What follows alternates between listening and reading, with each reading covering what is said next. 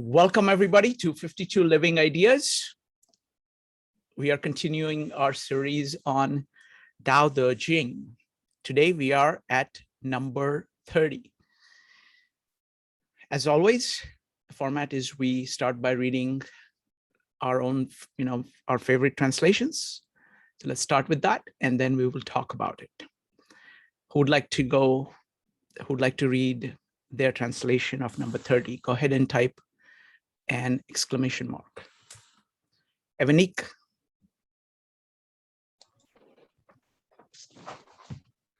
Okay, so my translation is from God as Nature Sees God, a Christian reading. So number 30, a leader who is advised to rely on the Tao does not enforce his will upon the world by military means, for such things are likely to rebound. Wherever armies have camped, thistles and briars grow. In the wake of war, bad years are sure to follow. A good leader accomplishes only what he has set out to do and is careful not to overestimate his ability. He achieves his goal but does not brag. He effects his purpose but does not show off. He is resolute but not arrogant. He does what he must, though he may have little choice. He gets results, but not by force. Things that grow strong soon grow weak. This is not the way of the Tao. Not following the Tao leads to an early end. Thank you, Evanik. Next up is going to be Joe, David, Judith, and Brian. Joe. So I'm going to read the Jia Fu Fang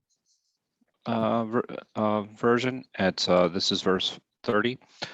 Whenever you advise a ruler in the way of the Tao, counsel him not to use force to conquer the universe, for this would only cause resistance. Thorn bushes spring up wherever the army has passed. Lean years follow in the wake of a great war. Just do what needs to be done. Never take advantage of power. Achieve results, but never glory in them. Achieve results, but never boast. Achieve results, but never be proud. Achieve results because this is the natural way. Achieve results, but not through violence. Force is followed by loss of strength. This is not the way of the Tao. That which goes against the Tao comes to an early end. Wonderful. Thank you, Joe. Next up is David and Judith. David. Yes, thanks. So this is Herman Old. He who relied on the Tao to aid a ruler of men would not seek to conquer with weapons. The man of Tao holds back from such instruments of recoiling violence. For where armies have camped, there spring up thistles and thorns, and in the wake of marching armies follow years of drought. Having achieved his aim, the good commander stops. He does not venture to follow up his advantage with greater force. He achieves his aim, but does not plume himself. He achieves his aim, but is not boastful. He achieves his aim, but is not proud of what he has done. He achieves his aim by means which could not be avoided. He achieves his aim without violence. For it is when creatures reach the climax of their strength that they start to grow old. Thus violence runs counter to the Tao, and what runs counter to the Tao is soon spent. Thank you, David. Next up is Judith, Brian, Krishna, and Charlie. Judith. This is Stephen Mitchell translation. Mm-hmm. Whoever relies on the Tao in governing men doesn't try to force issues or defeat enemies by force of arms. For every force, there is a counterforce. Violence, even well-intentioned, always rebounds upon oneself. The master does his job and then stops. He understands that the universe is forever out of control, and that trying to dominate events goes against the current of the Tao. Because he believes in himself, he doesn't try to convince others. Because he is content with himself, he doesn't need others' approval. Because he accepts himself, the whole world accepts him. Wonderful. Thank you. Thank you, Judith. Next up is Brian, followed by Krishna. Brian. Okay, this is Penny. Oh, Emmy. Go ahead, Penny. This is the J.H. McDonald version. Those who lead people by following the Tao don't use weapons to enforce their will. Using force always leads to unseen troubles. In the places where armies march, thorns and briars bloom and grow. After armies take to war, bad years must always follow. The skillful commander strikes a decisive blow, then stops. When victory is won over the enemy through war, it is not a thing of great pride. When the battle is over, arrogance is the new enemy. War can result when no other alternative is given. So the one who overcomes an enemy should not dominate them. The strong always weaken with time. This is not the way of the Tao. That which is not of the Tao will soon end. Thank you. Thank you, Penny. Next up is going to be Krishna, followed by Charlie. Krishna. Okay, this is Red Bine's translation. He says, use the Tao to assist your Lord. Don't use weapons to rule the land. Such things have repercussions. Where enemies camp, brambles grow. Best to win, then stop. Don't make use of force. Win, don't be proud.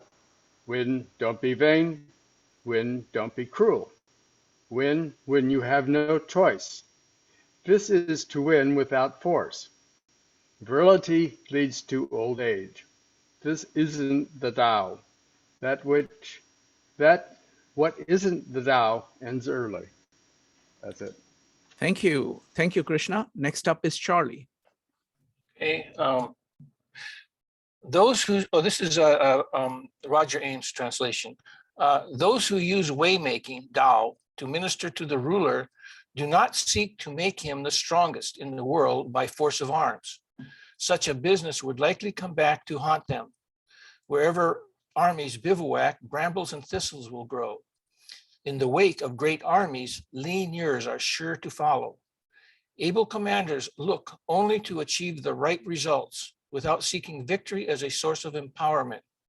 They get their results without arrogance. They get their results without becoming self-important. They get their results without bragging about them. They get their results and accommodate them only as a last resort. This is called getting the right results without forcing them, and creates a situation that is likely to endure. For something to be old while in its prime is called a departure from the way of things. And whatever departs from the way of things will come to an untimely end. Thank you, Charlie. Next up is Jason. Jason, go ahead. Let me share the screen. Okay, just 1 minute. Okay, I think this one and the 31 is a very obvious. It's advice on the military, either on the general or the person who advise the ruler about the military force. If you read the 31 already, so here is okay. Let me read it from the beginning. I think it's pretty simple. Okay, so basically, those who use the Tao to advise the ruler when use the military force to dominate the world, that will soon invite retribution. So basically, it's talking about the result will come back. I think the Judith's translation, Stephen Mitchell's, is pretty good. It talks about the counter force. Actually, the word actually means return. So I think counter force is pretty very close to the original meaning. So the second part, where troops camped, brambles grow. After a major war, ominous years follow. A lot of translation called drought, but look at this word. This word called xiong, that means If you read I Ching, the book of change, almost every page you will see this word. Okay, that means good luck or bad luck. So this one is bad luck. So in general, drought is correct, but bad year, unlucky year, ominous year probably make close to the sense, because drought probably just one situation, right? It could be the flood, earthquake, eclipse, usurper, the death of king. They all consider as the bad year. So they are talking about this in this sense. Okay. So next one. Okay. This is proper to achieve. It is proper to simply produce the result without attempting to dominate the force. I'm going to continue. Then later on, Lao Tzu is going to teach, produce the result without arrogance, produce the result without boasting, produce the result without pride, produce only when there is no other choice, produce without using force. Okay, I think this word called, let me show this word highlight, 果, okay, that means the fruit. And Dao De Jing only in this chapter use this one, and these words will be used later after Buddhism come to China. I think direct translate from Hinduism, which is karma phela, I think. Okay, means the so these words as a fruit, they have the three meaning. Okay, first means like a karma. So if I did something bad, my next life will be bad, or I will die early. That's the cause of karma. So I don't think here is this meaning. And the second meaning could be achieve, okay, some result. Okay, I think almost all the translation, and I have the read, okay, and other translation, all translate as achieve your goal or achieve the result, achieve the end. And I talked to Armand, and actually it's not right, okay? It doesn't capture the natural fruit. So he suggests use produce. I think that makes sense because it's kind of like, I only get a result. So here, Lao Tzu's advice is, if you wage a war, you only get exactly result you want and then stop, okay? So it's not achievement, okay? And that's he's talking about. So we try to avoid the word achieve the result. We would like, I think, produce the result, probably close to the meaning of the natural fruit. Okay, so that's the thing we figure out. Then the last part is most translations are similar, and I just read, that which is too virile, age fast. It does not follow the Tao. Without the Tao, it comes to an end, to an early end. Okay, here let me be a little bit picky on these three words. If you remember, I think in chapter 22, you talk about do not what's that? Self error. Do not how do you call this? Self reverse, self honor. Okay, they have the 4 different kinds. If you look at these 3 words, this one called Jing, they ask you to produce the result without doing something. If you look at the 3 words, not doing this, not doing this, not doing this. Okay, so these 3 things are all military related.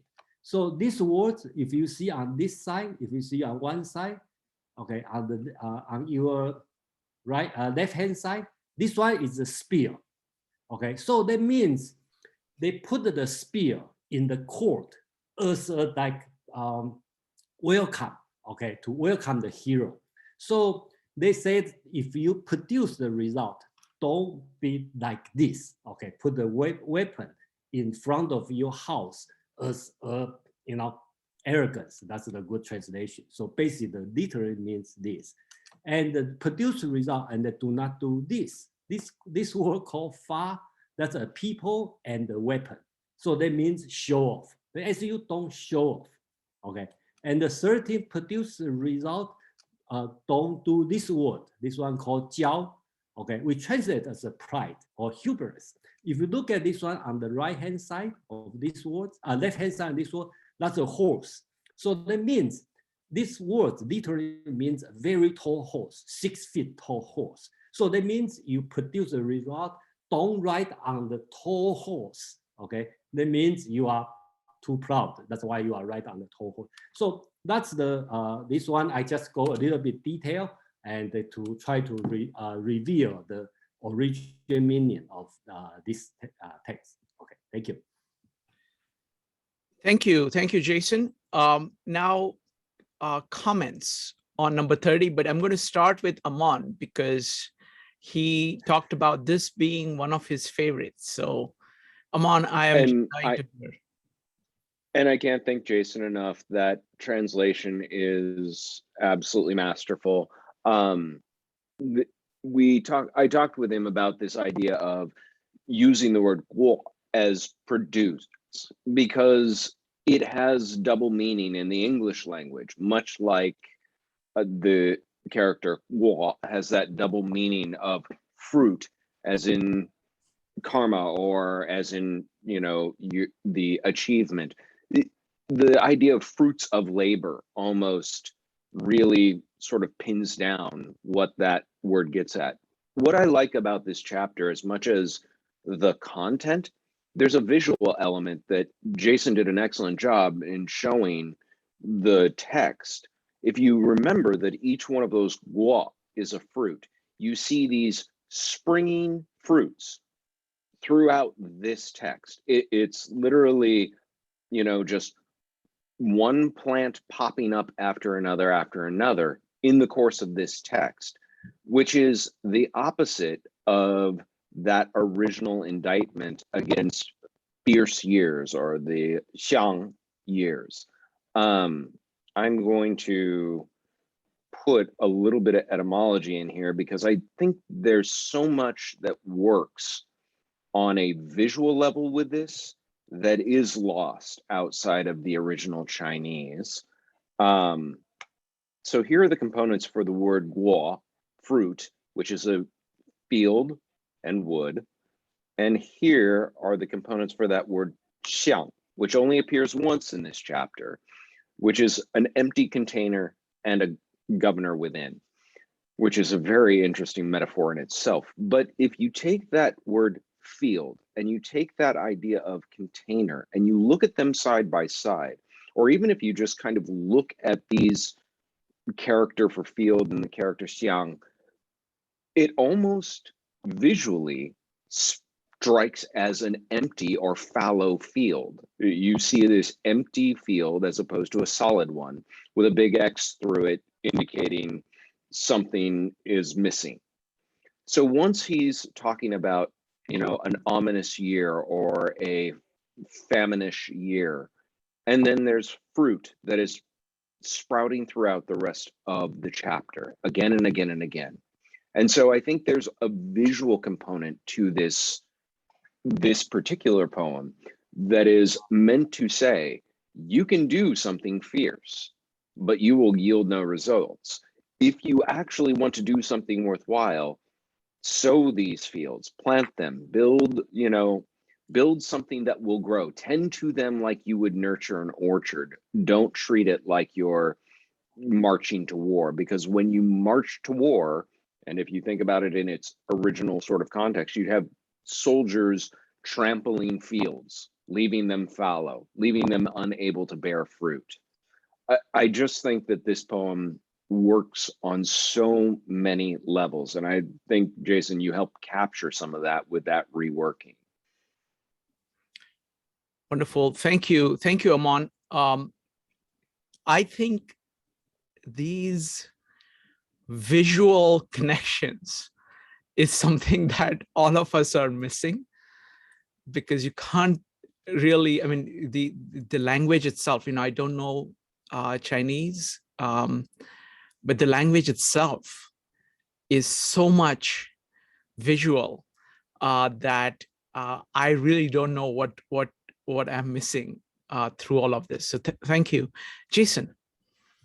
Yeah, let me make a point about the visual connection because last week, last Saturday, our Chinese, the Asian philosophy meetup, we talk about kind of this spatial structure, okay, about the Chinese language. In a way, it presents a beautiful way, and also, and I kind of figure out that's a double-edged sword, right? A sword, right? In one way, it's beautiful, it's convincing if you know Chinese, but sometimes being misused. Okay, so something nonsense. Okay, but it sounds right. Okay, so that's a danger part on that. So that's a good part. That's also bad part. So I think my job here, I just figure out what my task here is. I try to put the philosophy, okay, or some logic behind it. So the Chinese will not be fooled by this beautiful song, okay, and then the foreigner will catch the meaning of that by real understanding, not fooled by the beautiful song. But if you look at artistic value, aesthetic, and literature value, that's beautiful. But if you look at the philosophy value, we need to put the philosophy on that. So that's my opinion. Yeah. It's a great point, Jason. But what you're doing is that you're using the Western methods of language, the precision of a sequential alphabetical language.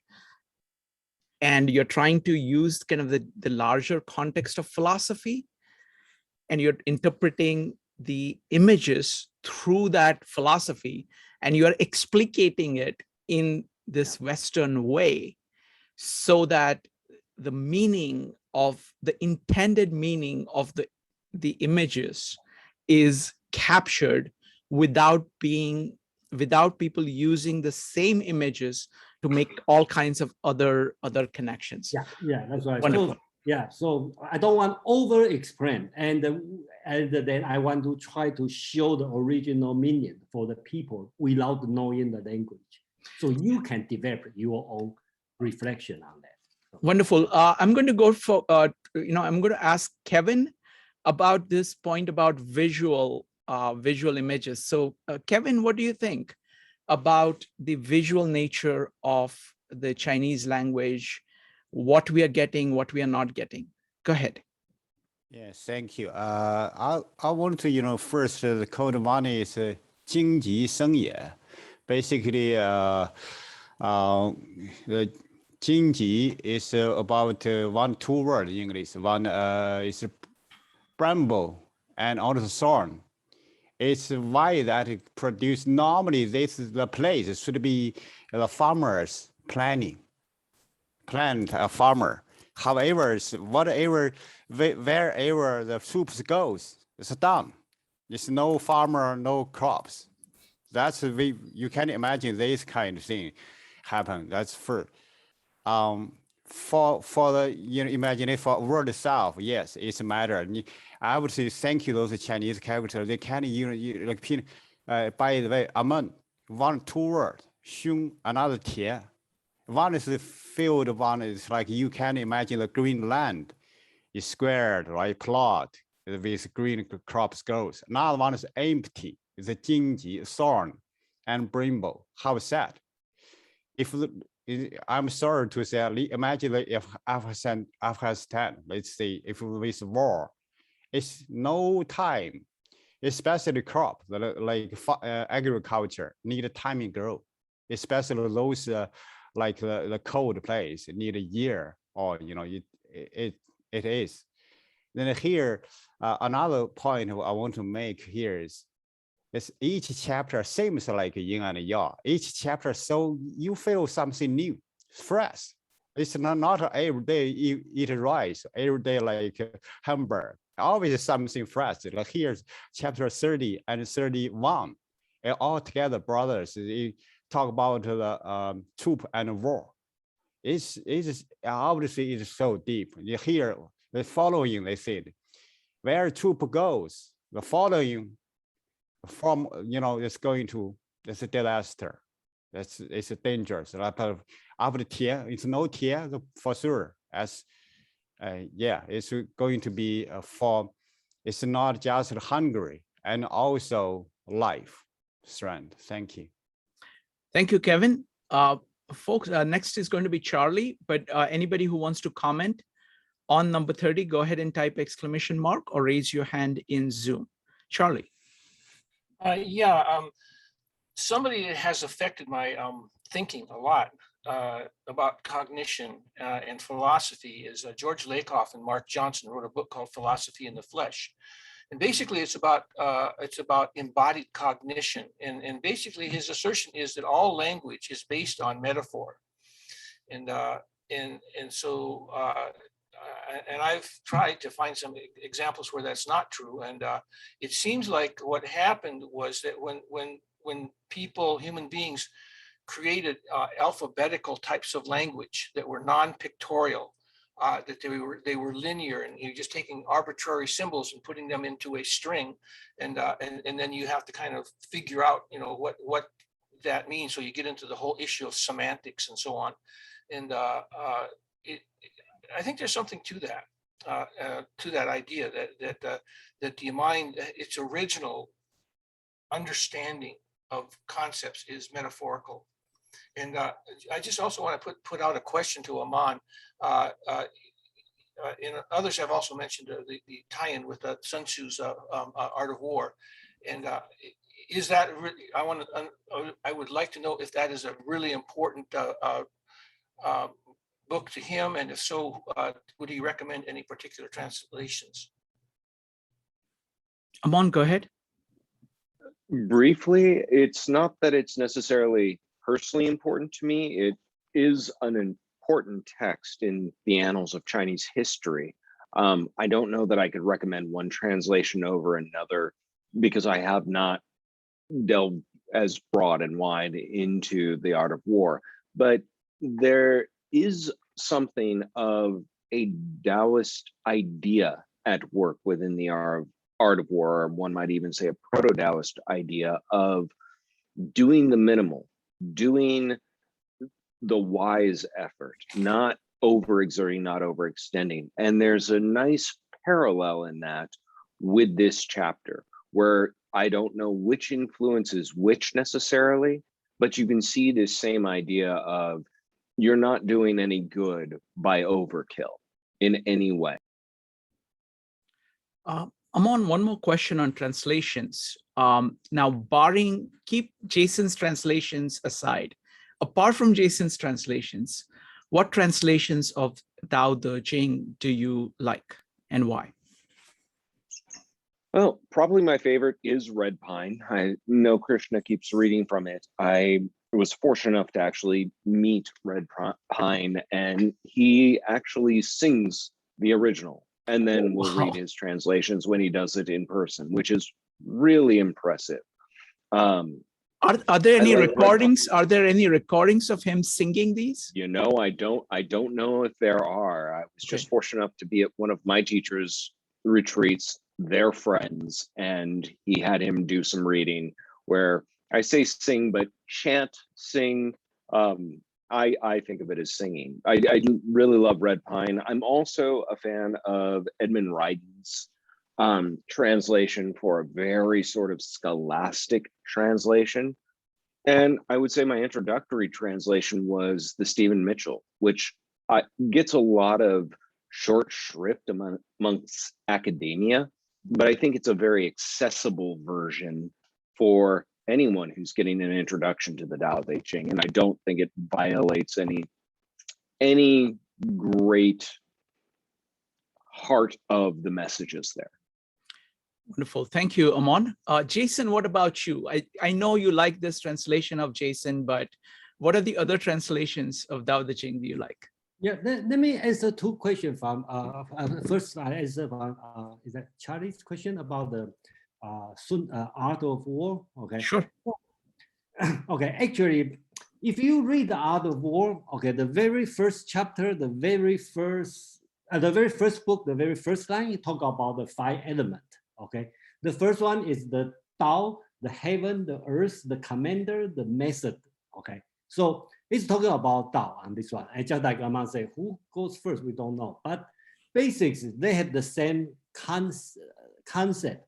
Another person called Han Fei, who is the legalism, being considered as Machiavellian, okay, or this guy, the person advised to the ruler.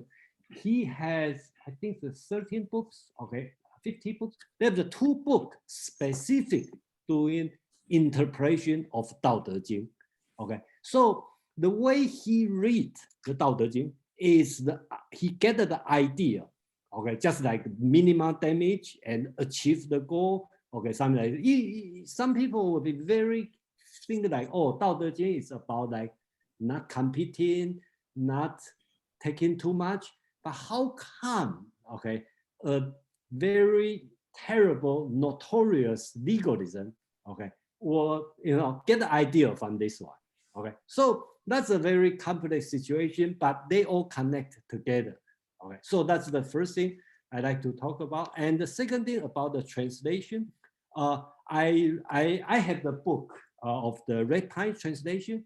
I have to say Red Pine do a very thorough book, a thorough translation, because he make his own translation.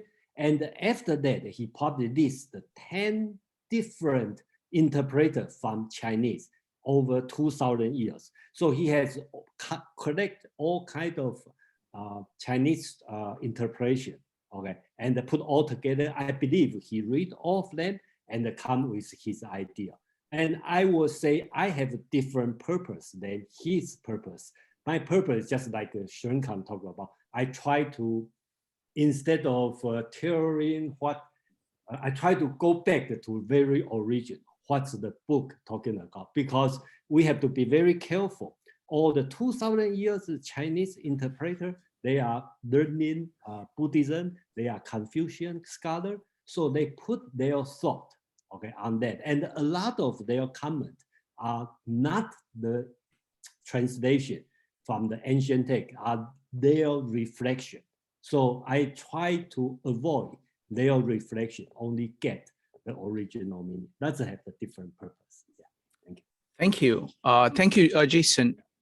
Next up is going to be Joe, Katie, Margarita, and Krishna. Joe, if you could comment briefly about, I know that you have also looked at Sun Tzu and Art of War. Yes. How do you compare Sun Tzu and Dao De Jing? Let me make it better. Make the question better. So to what extent is Sun Tzu influenced by Dao De Jing? I mean, I was actually just looking at my copy and looking for a couple of passages that I highlighted, and they actually talk about, heaven and earth and the relationship with man and heaven and earth. So there's a lot of actual, you see the elements playing a huge role, and I think Aman actually captured it beautifully, is to not only not to not overkill, or not essentially to, when I think about, and I actually in this specific verse, when I see achieve results but never glory in them, achieve results but never boast, those are all principles within Lao Tzu that are, that essentially nobody wins through war, that you're always going to, essentially have a cost involved. And especially that over a period of time, the thing that I saw when I was thinking about Sun Tzu with this was force is followed by loss of strength. And this just is my version. There's many versions that have similar endings. That is not the way of the Tao. That which goes against the Tao comes to an early end. And the idea of something being sustainable over a period of time, Sun Tzu is very specific that war is not something that is sustainable, and that victory actually needs to be achieved very quickly. So there's these principles of the Tao that you actually see throughout Sun Tzu, this art of war. I'm not an expert on Sun Tzu, but I do the Udala founders, that we've had here, Chet Richards, they have recommended the Samuel Griffin translation, which was supposedly the most literal translation of Sun Tzu. So I think there's a lot that you can see a lot of the Tao in throughout Sun Tzu. I mean, and it was something that I could actually, I'm very happy that I'm actually studying the Tao and read Sun Tzu at the same time, because I could see a lot of the parallels, and it provided me with some insights, especially these past few poems that we're reading, or verses, forgive me. So, I mean, yeah, there's been so many great comments already about the visual aspects of it already. I was just going to mention that some of the things that I took away from it were basically that the ends don't justify the means, and that's why I chose the specific version where that it spoke to me, because this is the natural achieve results, but not through violence. And that says to me that the ends don't justify the means. And I think that is something that is really important when you're talking about a conflict, that there be a certain justice involved, that you essentially won't necessarily cross certain lines. Then actually, I'll just leave it there. I mean, the most important thing I took from this particular poem is that war is something that is not sustainable, and that it does lead destruction in the path, and there is no victor in this whenever war is the result of our actions. So Thank you. Thank you, Joe. Next up is going to be Katie, followed by Margarita. Katie. I have 2 points. My first point would be that I think he's warning about the consequences of war. He's saying like there are thorn bushes that will grow. And I think it's really interesting that he ties it to a natural metaphor instead of saying, you know, he could have said, you know, given a different visual there. So I think that kind of that ties nicely in war with the Tao, that it's like conflicting with the principles of the way. And then my second point would be also just thinking about like the Bible often has like blight and famine as a punishment for God. And this is kind of like a, you know, self-inflicted punishment from man, from his own actions of going into war. Thank you. Thank you, Katie. Next up is going to be Margarita, followed by Kevin. Margarita. Yes, thank you. I have questions. One is, what kind of context when this Dao De Jing was made, that they focus also about war, and what kind of audience that they expect this to read, because not all people are army. They don't involve in war. So for lay people, like common people, what kind of insight that they need to have, like other than leaders? Yeah, thank you. Wonderful, great question. Anybody wants to answer that? Jason, Amon, or anybody else who's familiar? So 2 questions, you know, what is the context in which this is written? And I think the second question is also really fascinating. We've never really asked that. Who is it written for? Yeah, that I've been talking about many times. Yeah, I believe he is talking to the aristocrat, okay, or the ruler, the prince, okay, and he's not talking to, not like Bhagavad Gita, right? You talk to the everybody there. So he talked about the ruling class, but not everybody agree. Somebody think that's different. But at least these 2 chapters, I think it doesn't make sense talking to the farmers. I think they're talking to the general or the advisor to the king, something like this. Yeah. Thank you. Next up is going to be Kevin Evanik.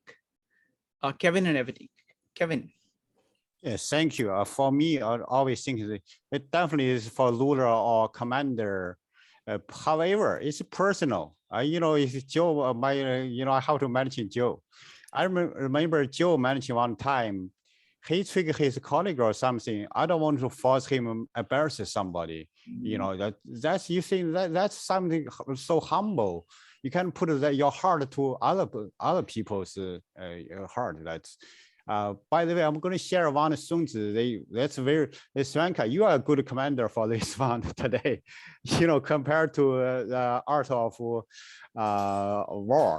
Here's what is comparable, right? The best militaries about strategy. Next is about diplomatic, and the next is about the military. The under one is about city. You conquer the city. However, you see how many the time we conquer city, use a bomb, use a plane, you know, so whatever. That's yeah. It's for me. It's personal community. One, by the way, I'm going to share one emphasize in the text. It's we got to let's see, don't pride, don't be late. Next, they see even the strong, don't be, you know, to be act strong. When you act that way, it's not a Dao. The Dao already gone.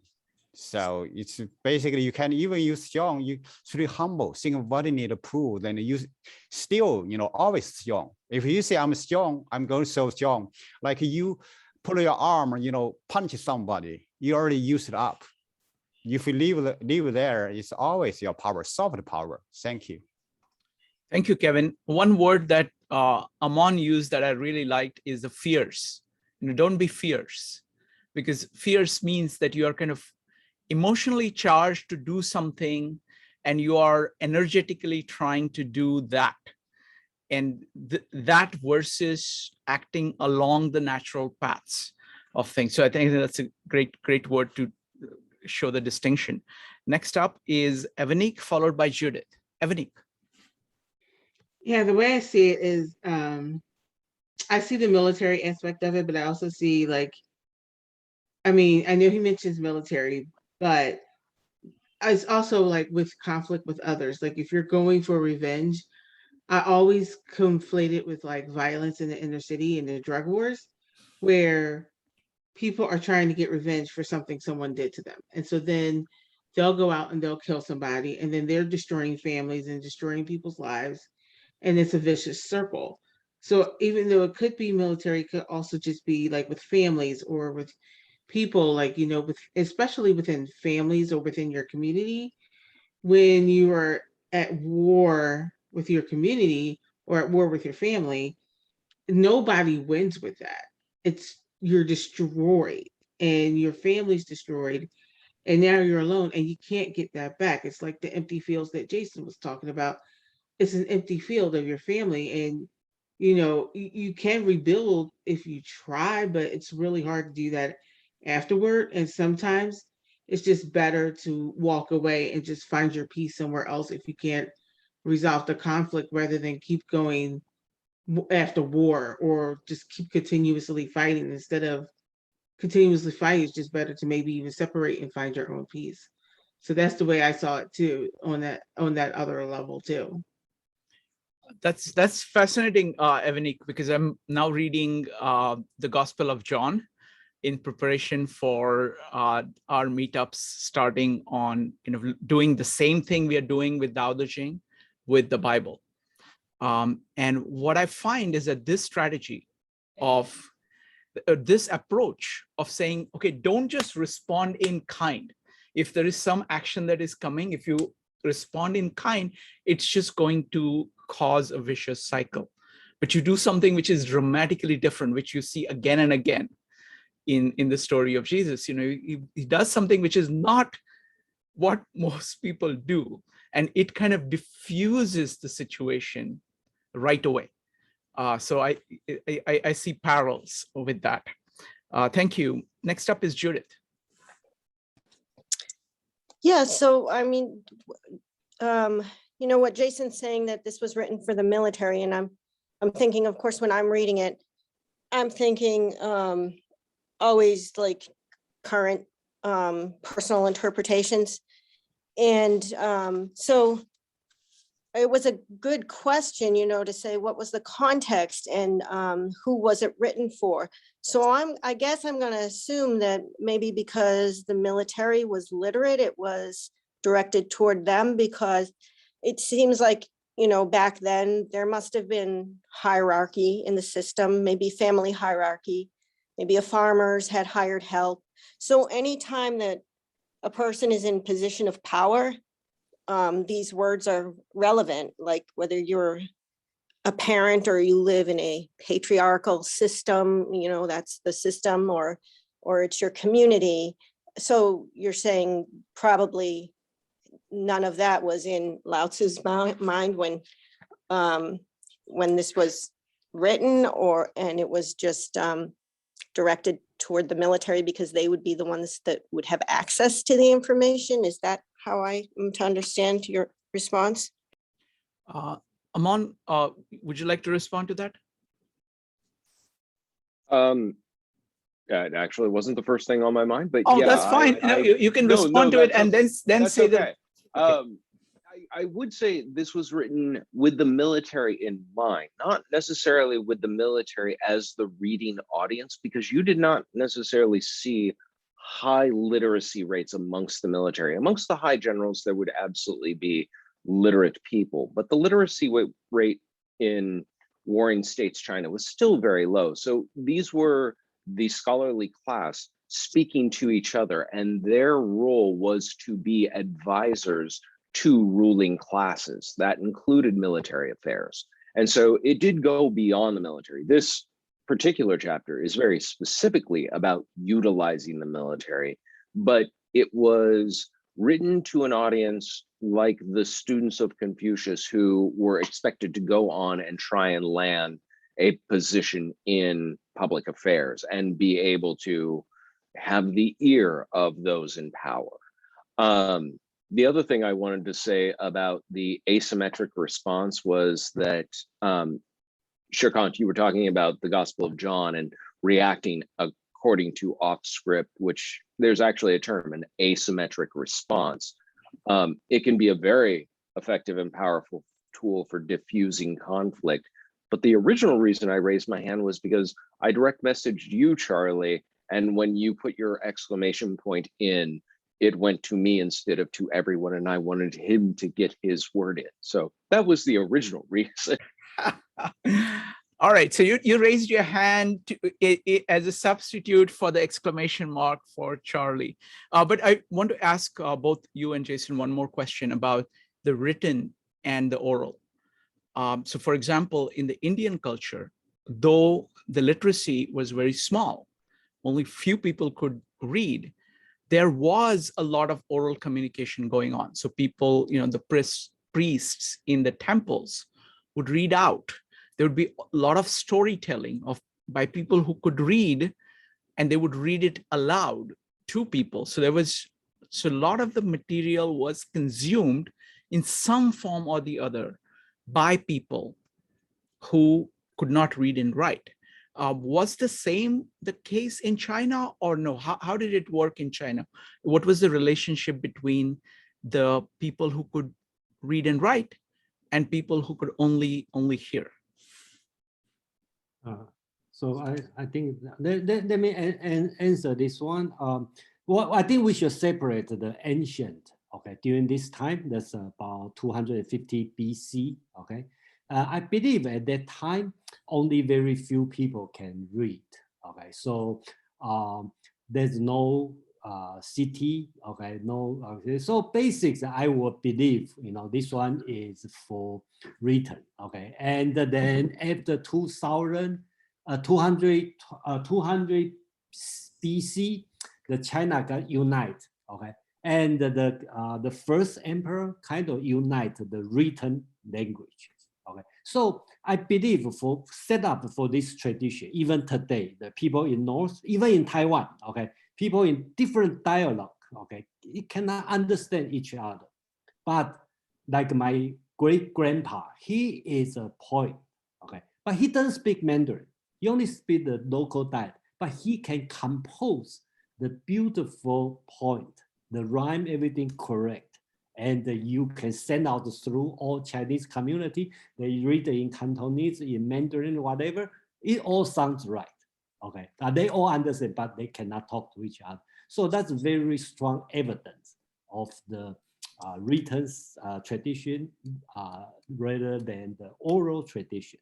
But to the later time, for example, 1000 CE, okay, after Song Dynasty, they have the metropolitan kind of city and more population, and the people start to write novel. Okay, so I believe that time, okay, there has more, even the literacy rate may not be that high, but people start to, they have the entertainment, like people reading the story, talking about the story. They have this kind of oral tradition come out. That's just my opinion, okay, but I'm not scholar on this part, but I just think that makes sense to me at least.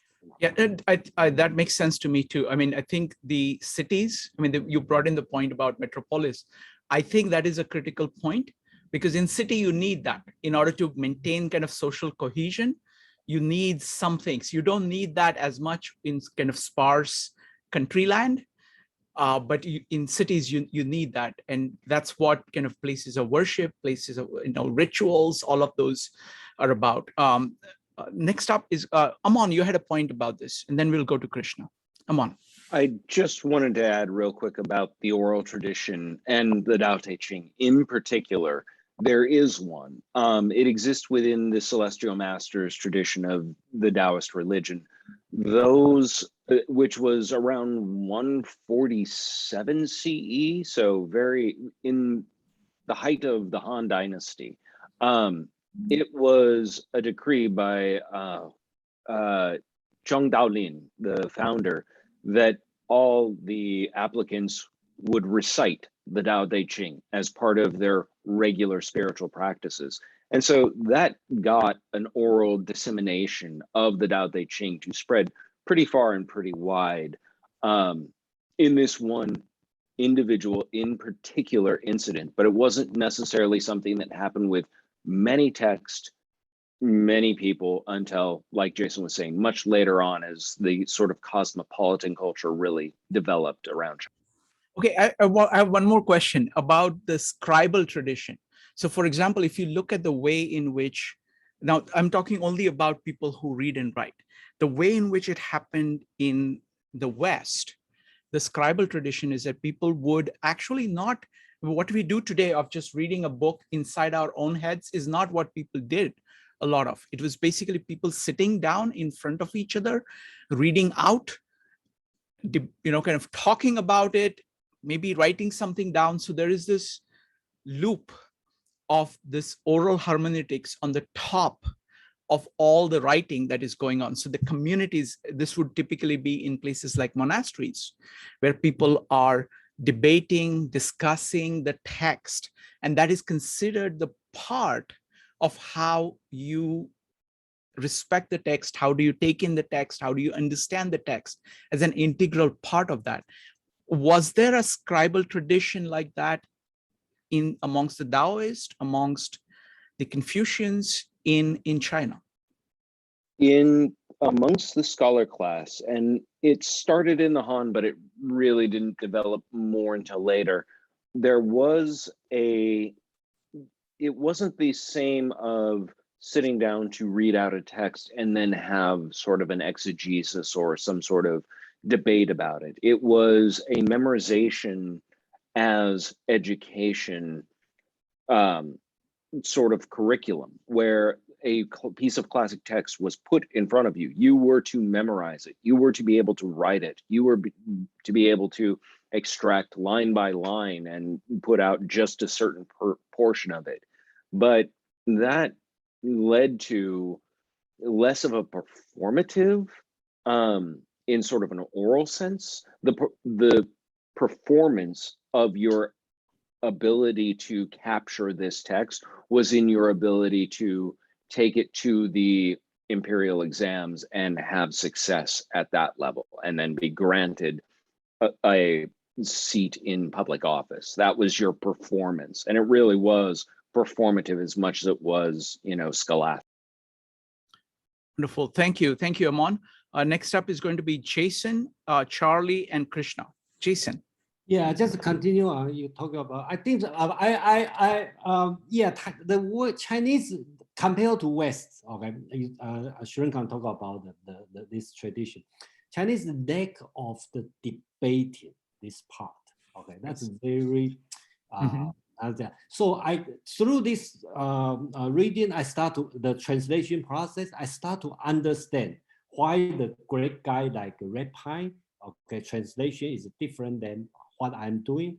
I think most of people read Chinese text, Taoism or especially Confucius, read as revelation, okay, not read as a text. So just like when we, I think when we read, our group are going to read the Gospel of John, right? I think we read here will be different when we read in the church, right? Here in church, we read as a revelation. Here we read as a philosophy, okay? Then we debate, we try to figure out what's the meaning instead of totally receive what is. So I kind of feel like all the Chinese scholastic tradition is reading all texts as revelation instead of philosophy. Thank you, Jason. I always appreciate your perspective because you kind of you have the advantage of familiarity with the Chinese culture. At the same time, you have a place to stand outside in the West, so you can actually look at it and have a perspective on it, which most people within the tradition don't have. So thank you. Next up is going to be Charlie, followed by Krishna. Charlie. Okay, originally I was going to ask the question of, was anybody aware of how well rulers followed the understanding of the Dao De Jing? But instead, I would like to. Charlie, you muted yourself. Okay, well, I see. Okay. Anyway, there's this person, Elaine Aaron, who has made a study of people who have this genetic trait with a particular gene. It's called the 5-HTTLPR serotonin promoter gene. But she calls them highly sensitive persons. And the URL I put up there is a place where you can go and take the test to see whether or not you yourself are high in Hsp.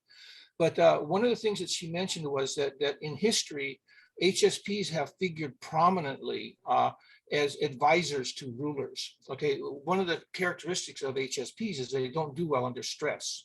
So they don't typically hold positions of leadership because positions of leadership are very stressful. And but they do function as wise advisors to rulers. And so I guess I might rephrase the question is how well have rulers of the people who are especially scholars of the Dao De Jing, how well have rulers followed their advice? Their scholar advisors, or not? Thank you. In other words, how much influence do they really have on the people they advised? Okay, excellent question. Let me go ahead and broaden it a little bit because it's really odd. It's really interesting. Kind of again looking at Chinese thinking from outside. There is the Taoism and there is Confucianism, and they're so different.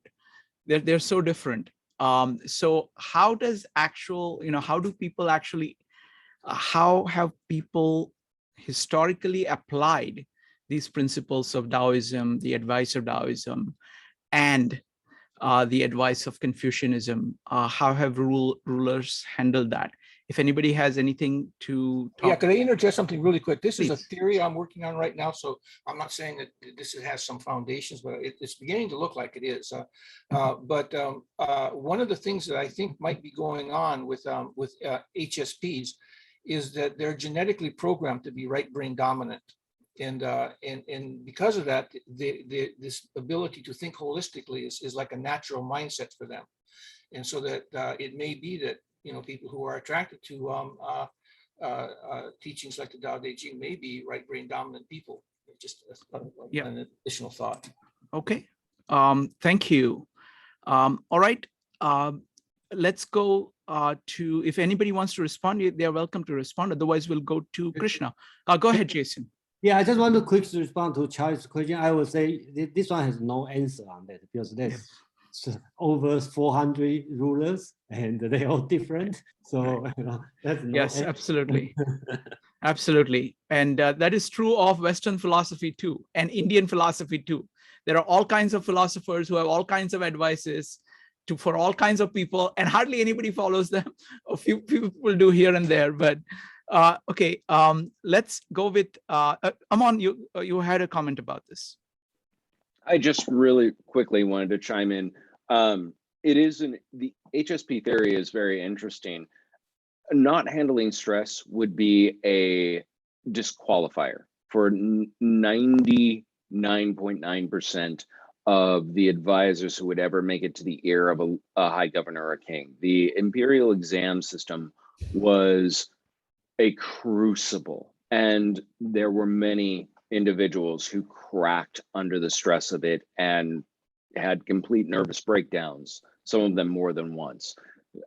It was not something for the faint of heart, and it didn't necessarily attract the same sort of characteristics as she is suggesting for this type of individual in this culture. In other cultures, very possibly, but here it was screened out by virtue of how the bureaucracy. Wonderful. Thank you. Thank you. The bureaucracy very much looks Confucian in its means and its ends and pretty much everything. Thank you. Next up, Krishna, thank you very much for your patience. Floor is yours, sir. Okay. The point I want to go back to is on the sort of lovingness of the Dao De Jing. Originally, like in the time of Moses and the time of Rama, there were lawgivers, and you could sum it up as an eye for an eye.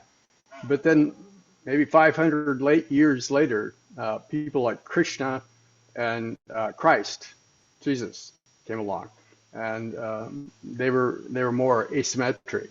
They were more loving than as a response, and there was a shift in religious approaches that occurred over maybe 500 years that I can see. And the question is there documentation? Has somebody looked at that issue? No, it's a fascinating question. I mean, the difference between Old Testament and New Testament is palpable. I mean, I'm not familiar. I mean, I'm not a scholar. This is very, very new territory to me. But in some ways, because of the ignorance, you see patterns more quicker than people who are immersed in it. But I see clearly a difference. And Aman is pointing to the axial age, where these things happen simultaneously in multiple places. But if anybody has any comments, they're welcome to make them. All right, but great observation. Thank you, Krishna. Madeline, you're next. Yes, I appreciated what Charlie said about the Lakoff and Johnson. Their work has come up other times in these meetups. And it's something I especially appreciate in the Dao De Jing and in the translation that Jason did for this evening, as well as, excuse me.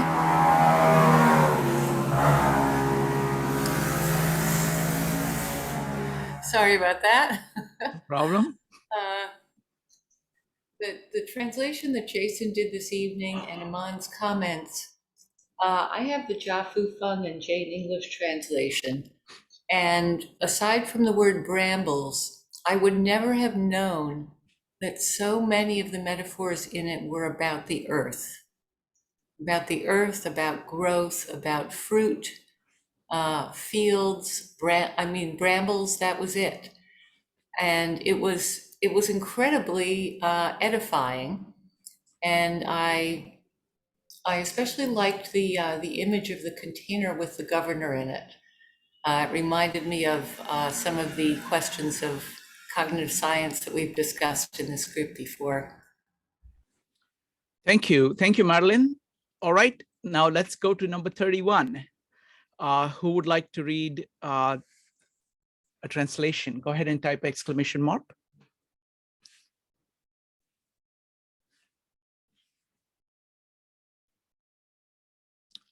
You can either type exclamation mark or you can raise your hand in Zoom.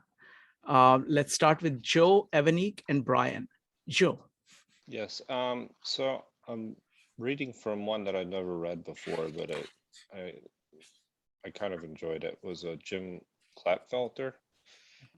Weapons lead to violence, which everyone despises. Avoid them altogether. Allow no compromises. If use of weapons has to be when enemies just leave no choice, use them but reluctantly. In victory, do not rejoice. Ascendancy brings sorrow, and triumph doesn't carry pleasure. It serves you from wholeness. It robs you of your real treasure.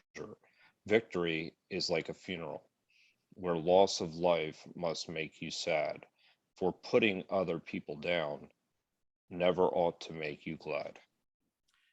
Wonderful. Thank you. Thank you, Joe. Next up is Evanique, Brian, Judith, and Laura. Evanique. Chapter 31. All weapons are bad news, and all creatures should detest them. So those who follow the Tao do not keep them. Wise people prefer the left side at the place of honor, but the general always stands on the right. Weapons are the tools of fear. They are not appropriate for a sage and should only be one's last resort.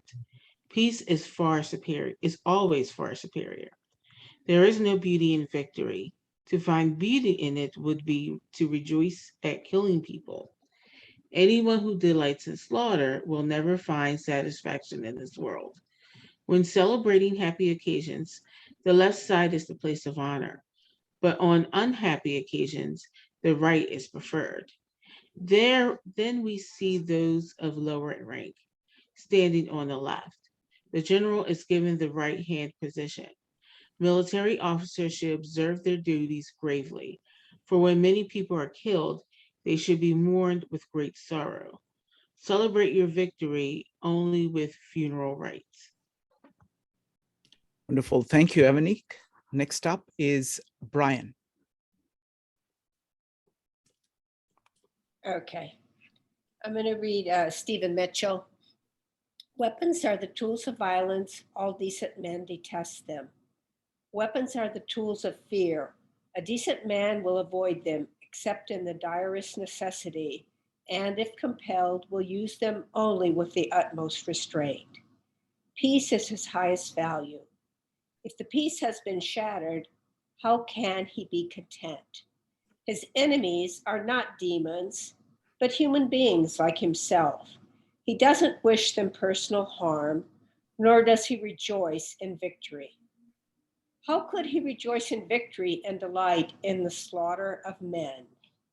He enters a battle gravely, with sorrow and with great compassion, as if he were attending a funeral. Thank you, Penny.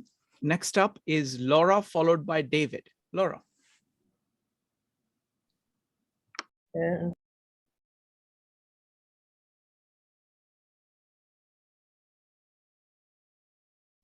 Laura, you're on mute. okay, I'm reading Dyer. Weapons are the tools of violence. All decent men detest them. Therefore, followers of the Tao never use them. Arms are serve evil. They are the tools of those who oppose the wise rule. Use them only at the last resort. For peace and quiet are dearest to the decent man's heart, and to him even a victory is to no cause for rejoicing. He who thinks triumph beautiful is one with a will to kill, and one with a will to kill shall never prevail upon the world.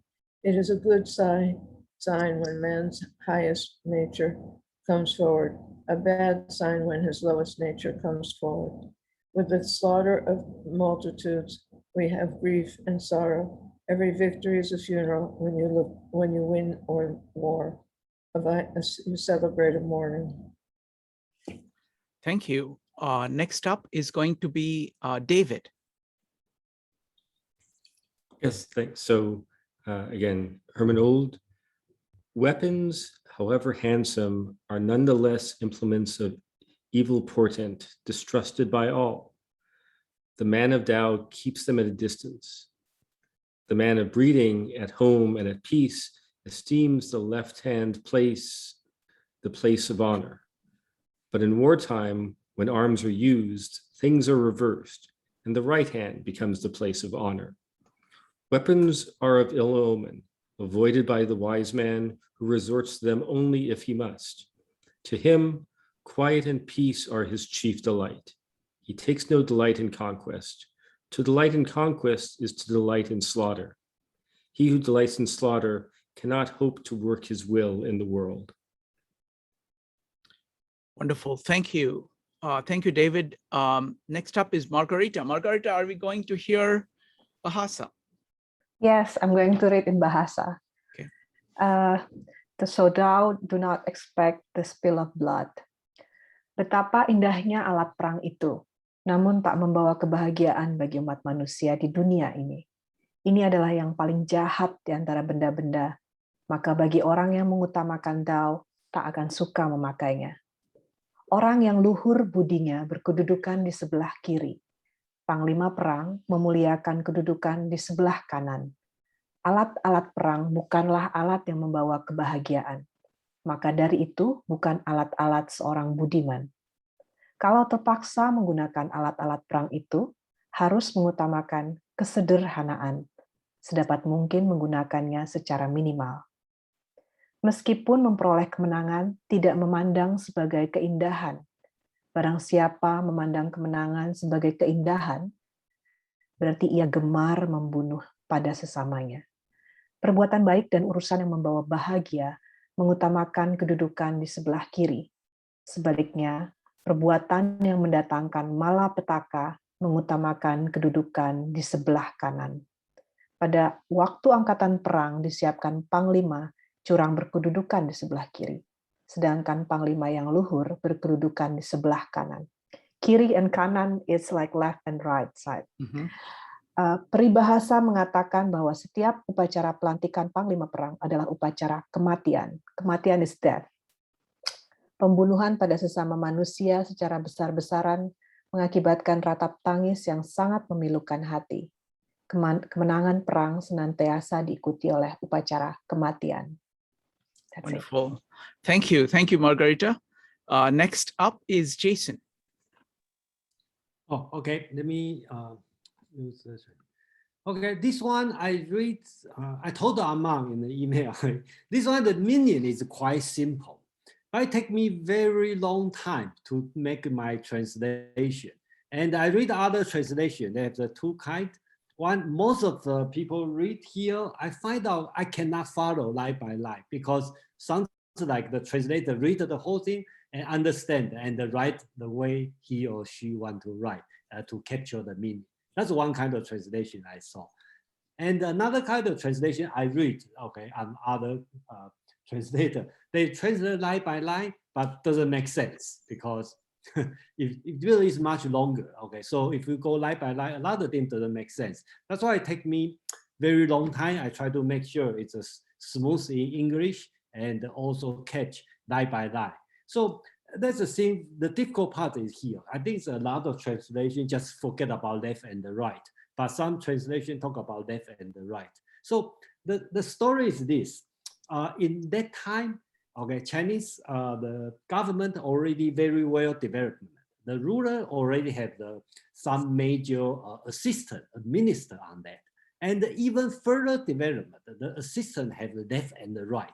So kind of like the major position and like a president and the vice president, you have minister and the vice minister. So they have the assistant. So left, through the history, the job title always have the left and the right. But which one is higher, that change with time. But during that time, left is lower, right is higher. Left take care of the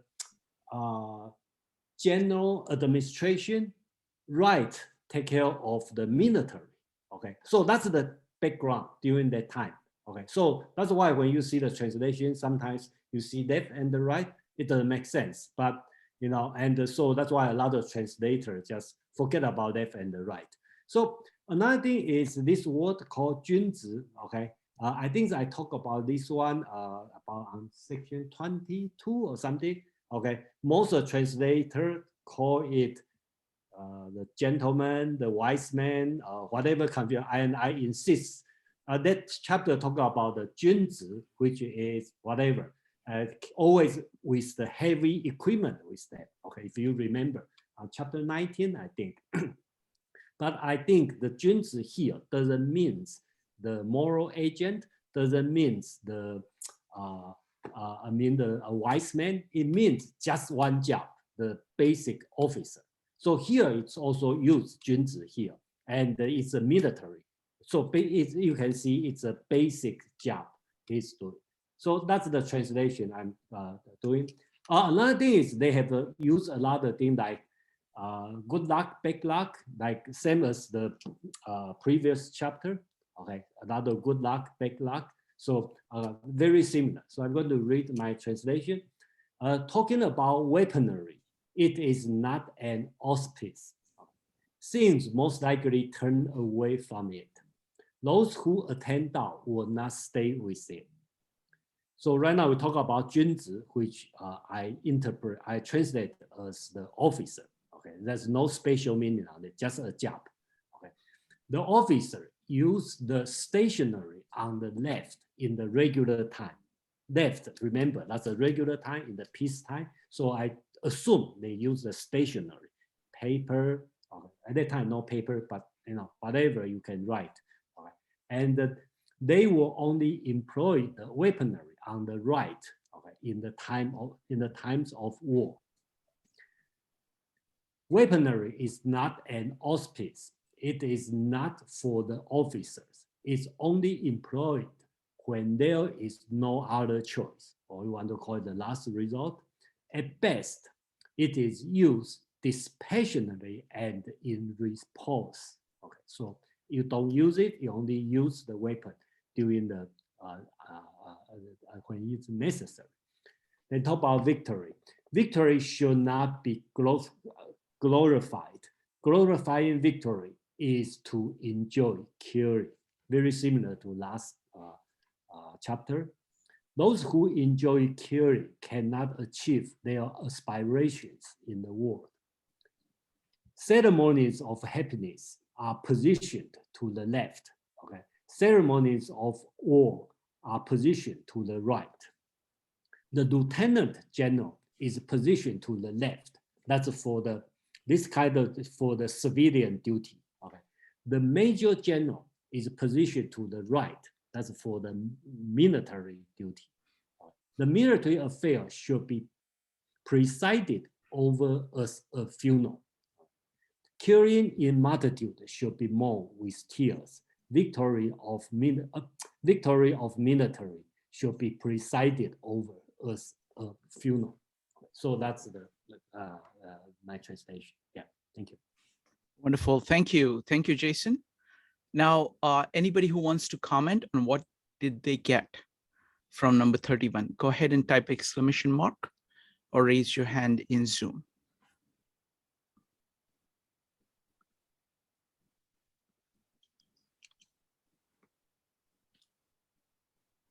Laura, did you have a comment?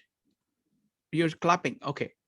Next up is going to be Joe, followed by Elena. Joe. I think she was raising her hand. Oh, okay. Okay. Laura, go ahead. Oh, okay. Well, 30 and 31, I had a different take in some ways. I found that these to be like very anti-war kinds of poems, in a way. And I felt there was a lot of sense of solace in them, and a sense of peacefulness, and heartfulness, and I don't know. They left me feeling very, a sense of tragedy. Somebody trying to explain the evils of war, in a very frightening way, but at the same time trying to be tender to these people, not to frighten them so much, but to explain to them about the horrors of it. And anyway, that's what I feel. For Wonderful. 31. Thank you. Thank you, Laura. Thank you. Next up is going to be Joe, followed by Elena, Charlie, David, Brian, and Madeline. Joe. Joe, sorry, you're on mute. Sorry about that. So the very first stanza that it was kind of interesting to me because it says weapons lead to violence, which everyone despises. Avoid them altogether, and there are no compromises. And that's the reason I thought that kind of stood out to me, is that it was kind of all yin. There was no compromises at all. There was no situation. It wasn't necessarily be like water or flow. Kind of was a little bit different than I was used to reading in the Tao itself. So that particular instance just, it stuck out to me. The idea that you are losing yourself, that ascendancy brings sorrow and triumph doesn't carry any pleasure, that you're actually losing yourself in these acts of violence is very true. I mean, that's something where I always feel badly for people that look to tear another person down, because ultimately that means they're hurting so badly inside that they're acting out. And so that they're not at peace with their inner self. And that's kind of where there's something in them that's very painful. For putting other people down never ought to make you glad. Like, that's a really important point. If you're unable to see the beauty in everyone else, you're probably unable to see the beauty in yourself. So it's a really important message. That's why this particular version had spoken to me, because I often find that, you know, people that are often hurting the most are usually the ones that tend to be the most aggressive and the most offensive, and that they actually need extra consideration, not less. Thank you, Joe. Jason, you had a comment. Yeah, I just have a question to Joe. So you said that the first stanza talk about compromise. Do they allow no compromises? Allow no compromise. What? Okay. So avoid when it comes to weapons. Oh, okay. Yeah, yes. Yeah. Thank you. Elena, what did you get from number 31?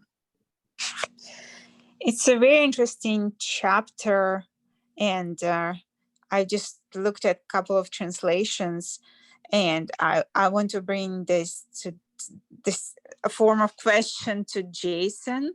So what I've seen in many translation is that, again, going to the right and left, so there is an general on the left, and that's the side where you go and rule or somehow create in a time of peace. And then on the right is the military, and that's where you go, and that's where the sorrow is in many translations. And I was wondering, maybe Jason, if you know what's why historically there is a division between right and left, because I have not seen it in any other anywhere in other cultures, division between, say, an ability of a general to be an advisor, military advisor, and then the army being on the other side. So any comments you could do would be great. Thank you. Yeah, let me explain. Okay, I think answer your last question first. To talk about the other culture don't have the left and the right.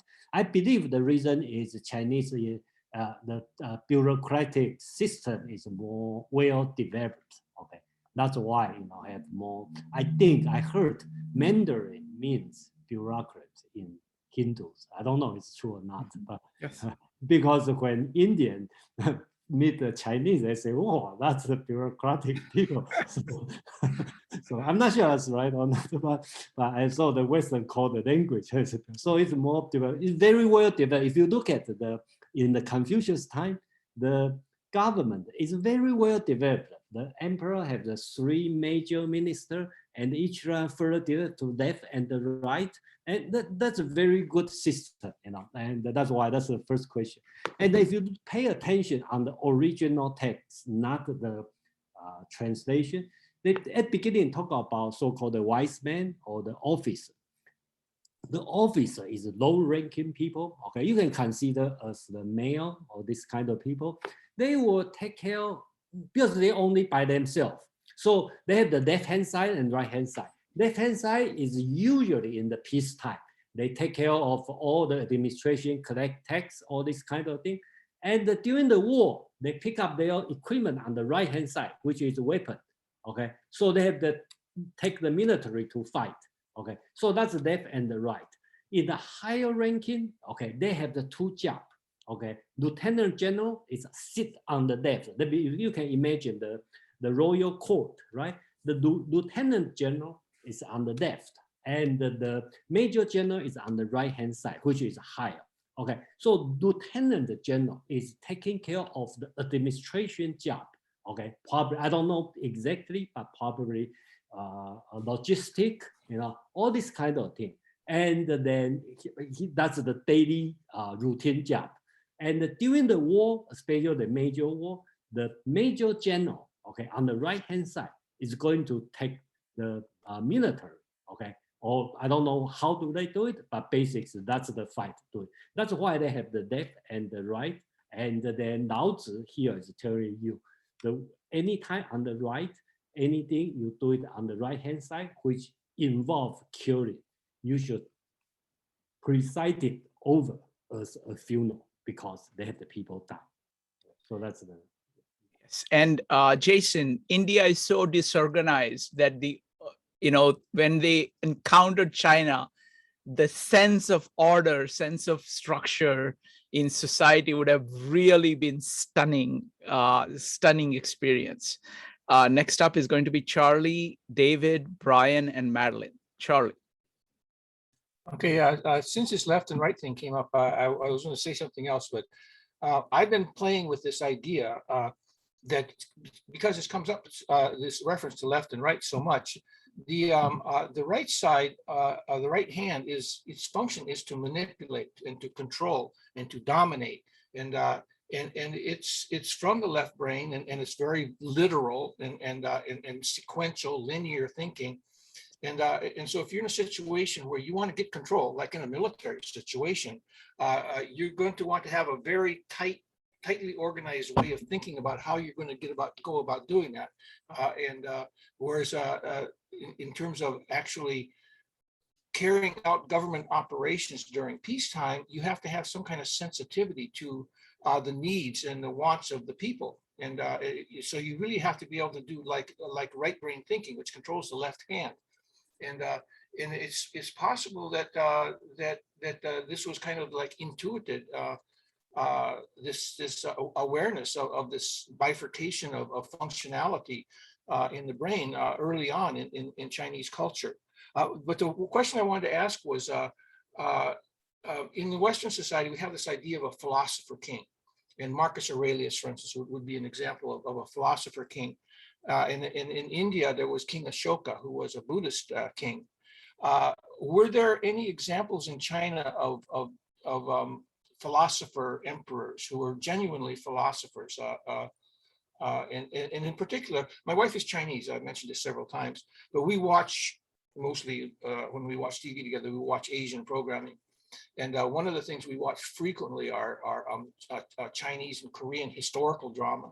And it often happens that there is this very important relationship between the emperor and the advisors to the emperor. Okay, and they were usually split up into two groups. There was the Confucianist advisors, and there was the Buddhist advisors. But I never saw a emperor who had Taoist advisors.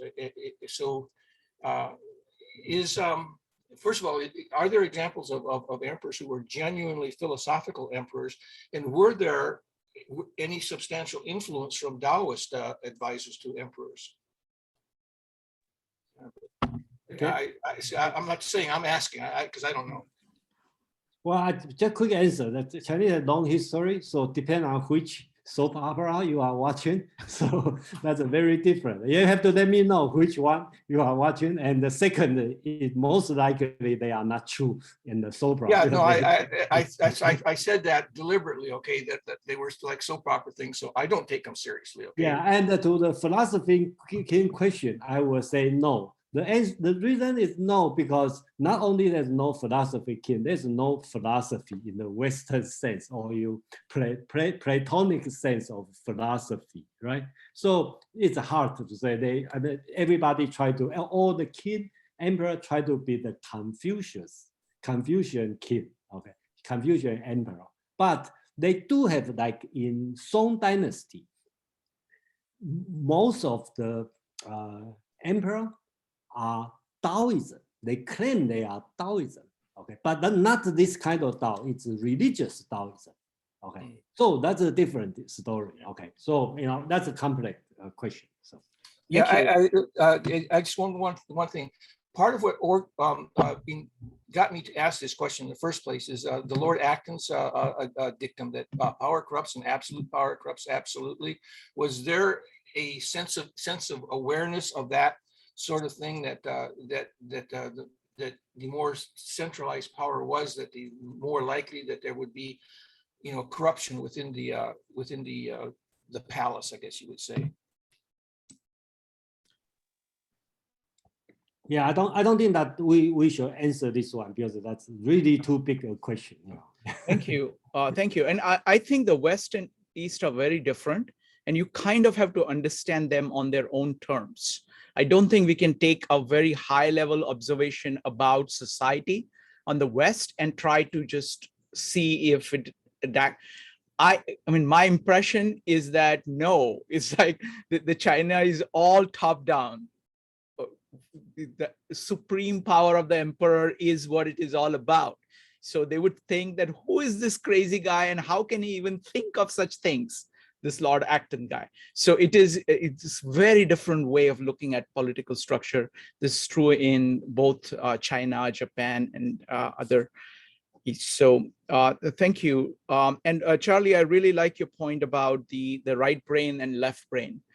These are very different kind of modes of operation. One, the sequential, definite, purposeful, transforming operation of the left brain, the right hand, and the more kind of intuitive, more peaceful kind of operation of the right brain. So a great point there. Next up is going to be David, Brian, and Madeline and Katie. David.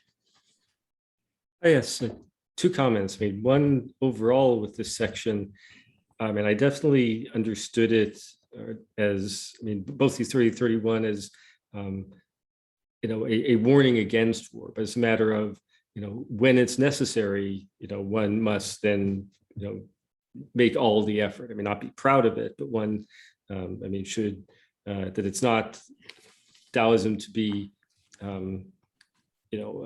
confrontational unnecessarily, but when war is necessary, one must go and, do the best effort for that.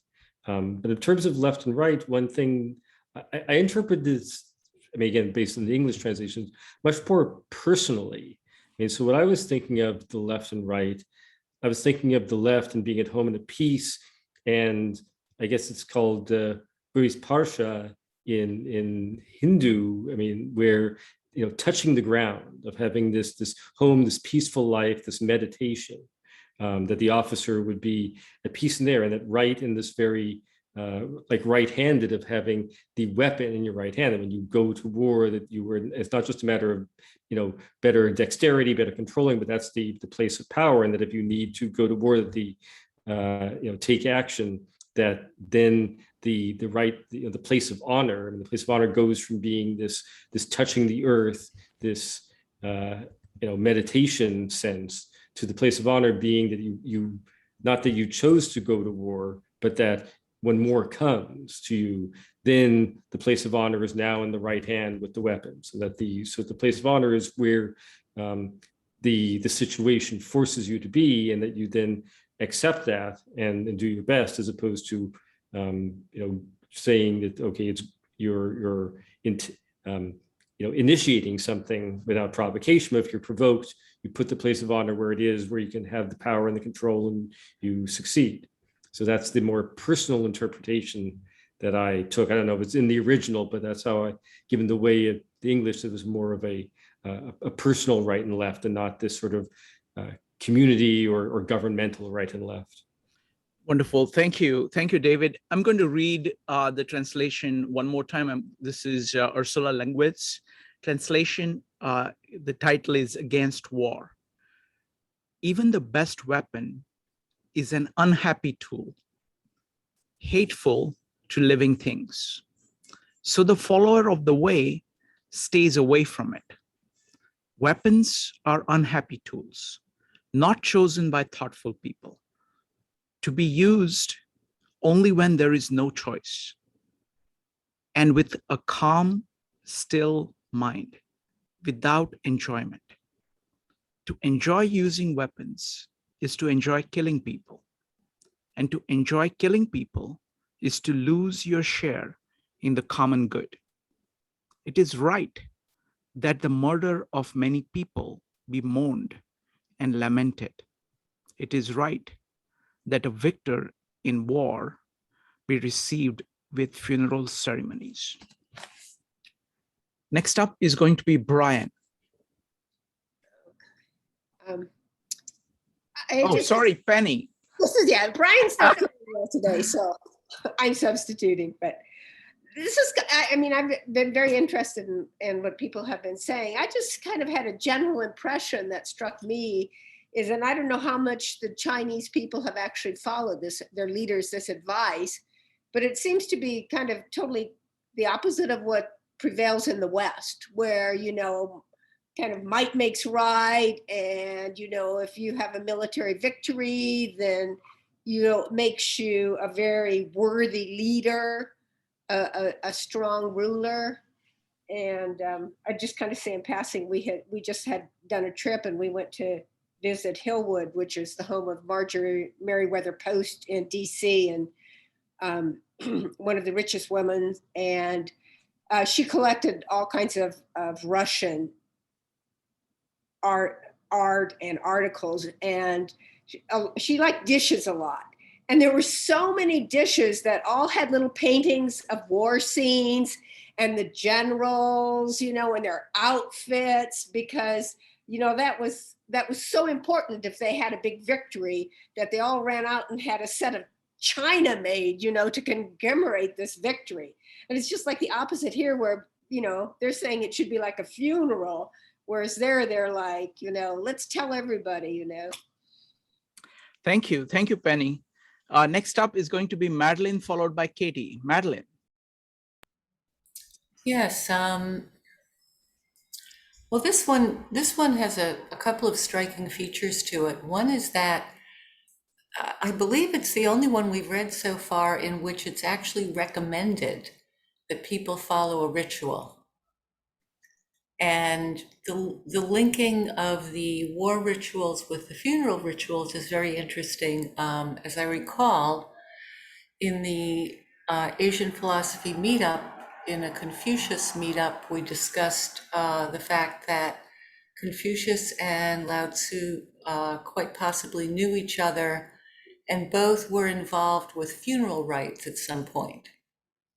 And so it makes a lot of sense that the writer here would link funeral rites with military operations. And it's something that this particular one, unlike the previous one, which did it for Evanique, this one brought up for me the feelings of gang violence and urban warfare. Because here in the US, it's a big country. We've had very few attacks on our soil within our lifetimes, within living memory. And so the burials of our soldiers are people who come back from overseas to be buried. They're not people who we are accustomed to finding in warfare on our own land. But in an urban violence situation with gangs, it is. And so there are constant funeral rituals. And as people were reading the different translations of this, I was thinking, I wish someone would like tweet this out to Gang Central so that they could see this, because it does just beget and beget and beget more and more violence. And I think part of it is the lack of public official observance. Like here we have Hiroshima Day and Nagasaki Day. They're both in August. I see almost nothing about them in the media every year. And they were major events that just, I'm sure don't go unnoticed in Japan. But here in the US, they go pretty much uncommented upon. Thank you, Madeline. Next up is Katie. I was kind of did a quick Google online of like, what does Dao De Jing think about force? And I found an interesting article about not forcing things, like kind of like you're supposed to go with the flow versus brute force using really is kind of the opposite of going with the flow of things. Like if you have to, I kind of see force as they use the last resort, but when communication has failed, because you haven't been able to convince people through conversation to solve the problem that way. So now you've escalated it to now we need to achieve some objective, but they don't, whatever the other side doesn't want it. So now you're gonna have to go take a few people out. So that for me is like the opposite. It was kind of suggesting like a not forcing it principle across the. Wonderful. Thank you, Katie. All right, folks. So this is great. So next time we are going to do the next two. I want to tell you about two new meetup series that we've just started. We're just starting, which promise to be the best yet. Okay. The first one is called The Design Way. It's really about the faculty of imagination and how it brings together both kind of feeling and intuitive faculties on the left hand, using the left hand and right hand here, and the rational deliberative faculty. How do you bring those two together to project an ideal and use your imagination to create something, leveraging both your experience and emotions and your logic in order to create something new in life?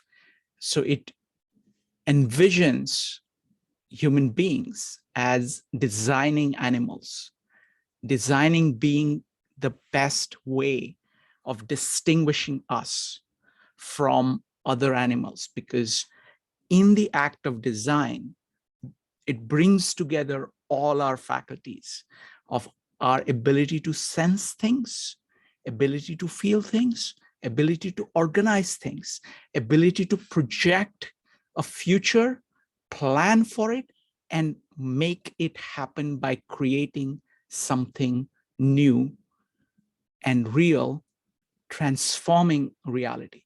So that's what it is about. It's a profound book. CJ Friendly has done several meetups on this, 25 meetups on this.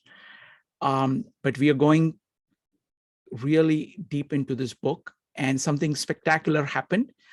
Harold Nelson, who wrote the book, found out about that we were doing the meetups. He publicized it into his entire network.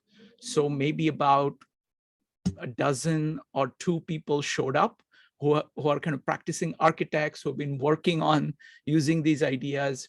Harold Nelson himself showed up. He loved it, and he's now going to keep promoting it and keep helping us as we try to incorporate these ideas into our lives. So it's a very special meetup.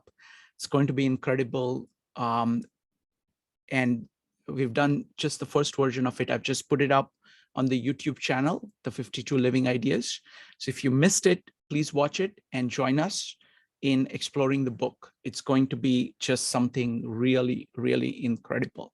So that's meetup number one, series number one. The second series actually promises to be even better.